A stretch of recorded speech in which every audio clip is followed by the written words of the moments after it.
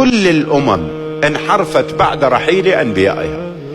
النبي تسألني، يقول النبي صلى الله عليه وآله وسلم ما عنده فكرة عن هذا الموضوع أن كل الأمم انحرفت؟ هو أكيد عنده. ليش ما حمى أمته من الانحراف؟ لا، حاول أن يحمي أمته من الانحراف ولكن الأمة رفضت.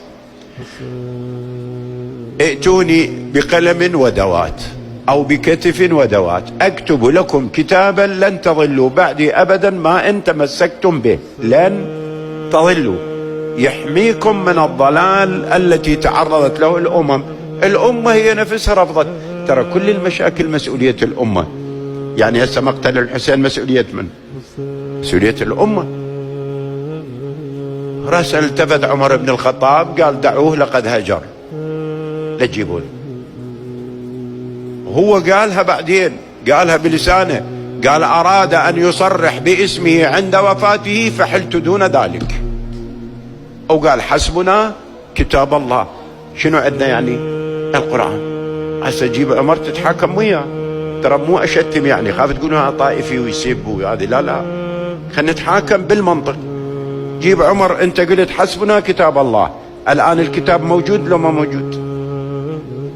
حال مشكلة الأمة لو أمة ممزقة، أمة متفرقة. مو طب المساجد المسلمين من أبجديات الإسلام الصلاة. شوف صلاتنا متساوية لو كل واحد يصلي صلاة بمزاجه. الوضوء اللي هو مقدمة الصلاة متساوية. ليش ما حفظ وحدة الأمة القرآن؟ روح للحج، واحد يطوف طواف النساء وواحد يطوف طواف الوداع، وواحد يصلي مكتف وواحد يتصدق بسبل. عندك فكرة؟ أدري سويا من سولف يعني. عندك فكرة لما بويع أمير المؤمنين سلام الله عليه بالخلافة وصلى بهم جماعة، مو إمام بعد، صار خلاص بويع وصلى. تدري واحد يلتفت على الآخر صاروا المسلمين يقول له سبحان الله لقد ذكرنا بصلاة كنا نصليها مع رسول الله.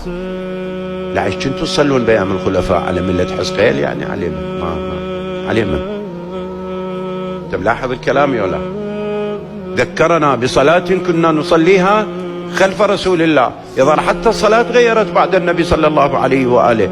انت ليش جنيت على الأمة حسبنا كتاب الله؟ القرآن ما قدر يحفظ وحدة الأمة بدون العترة، ولذلك خطين ما بيه. هو الذي خلق الأزواج كلها مما تنبت الأرض ومما لا تعلمون. ماكو شيء إذا مو خطين. إني مخلف فيكم الثقلين كتاب الله وعترتي. أسقطوا العترة ظل الكتاب. حل مشكلة.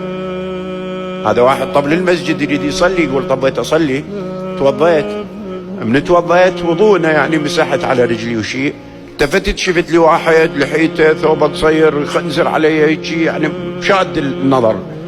أنا هذا يصفيني يقتلني، يجوز ما لحق يطلع من الجامع. رجعت توضيت النوب غسلت رجليه.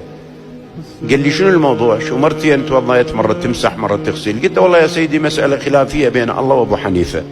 الله يقول إذا قمتم إلى الصلاة فاغسلوا بوجوهكم وأيديكم إلى المرافق وامسحوا برؤوسكم ورجلكم إلى الكعبين. أبو حنيفة يقول لا غسلوا رجليكم. أنا ما أدري، الله صح أبو حنيفة صح، أبدا خلص. يعني أنت ليش تجني على الأمة؟ إذا النبي أراد أن يحمي الأمة من الضلال ولا؟ لكن الأمة ما قبلت. الأمة تريد تمشي أعوج. والقرآن الكريم وعدهم وما محمد إلا رسول قد خلت من قبله الرسل أفإن مات أو قتل انقلبتم على أعقابكم ومن ينقلب على عقبيه فلن يضر الله، لأن الله غني حميد مو بحال الناس. إحنا اللي دفعنا الضريبة.